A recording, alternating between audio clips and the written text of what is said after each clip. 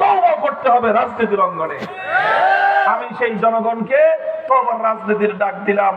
মুহতারাম হাজিরিন, তওবার রাজনীতির মূল কথা হলো, যারা তাদের জীবনের একটা লম্বা সময় কাটায় দিয়েছেন আব্রাহাম লিঙ্কনের রাজনীতি করতে গিয়ে, কার্ল মার্কস, মাও সেতুং, লেনিনদের রাজনীতি করতে গিয়ে, অমুক নেতার আদর্শ, অমুক নেত্রীর আদর্শ বাস্তবায়ন করতে গিয়ে রাজনীতি করে যারা আল্লাহর সঙ্গে গাদ্দারি করেছেন, বিশ্বাসঘাতকতা করেছেন, আল্লাহর দেওয়া জীবন দিয়ে, আল্লাহর দেওয়া সম্পদ দিয়ে, আল্লাহর দেওয়া যৌবন দিয়ে মানুষের আদর্শ বাস্তবায়নের জন্য যারা চেষ্টা করেছেন, তারা আল্লাহর সঙ্গে গাদ্দারি করে মহাপাপ করেছেন।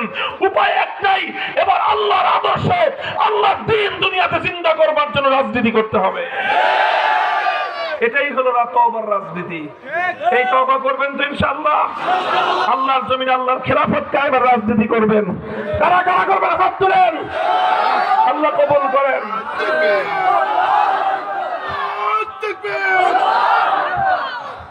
এই ইনশাআল্লাহ একটা সম্ভাবনা। উর্বর জমিন, জমিন এখন উর্বর। এই যে এখন তো ফসলের মাঠ ফেটে চৌচির, এখন কোথাও ফসল ফলবে না। কথা বলে ঠিক না বেঠিক?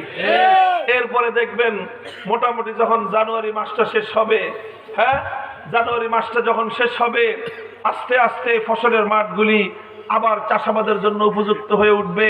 বৃষ্টি হবে, এই মাঠগুলোতে আবার হাল চাষ করানো হবে। তখন এই মাঠে যেই ফসলের বীজ বপন করবেন সেই ফসলের সোনালী ফলন হবে। বাংলাদেশ এখন বিপ্লবের জন্য উর্বর হয়ে আছে। কথা বলেন ঠিক না বেঠিক? এই মাটিতে আবু সাঈদদের রক্তের বৃষ্টি ঝরেছে, শহীদ মুগ্ধদের রক্তের বৃষ্টি ঝরেছে, হাফেজ নাসমুল সাকিব, হাফেজ জাহিদ হাসান জাহিদ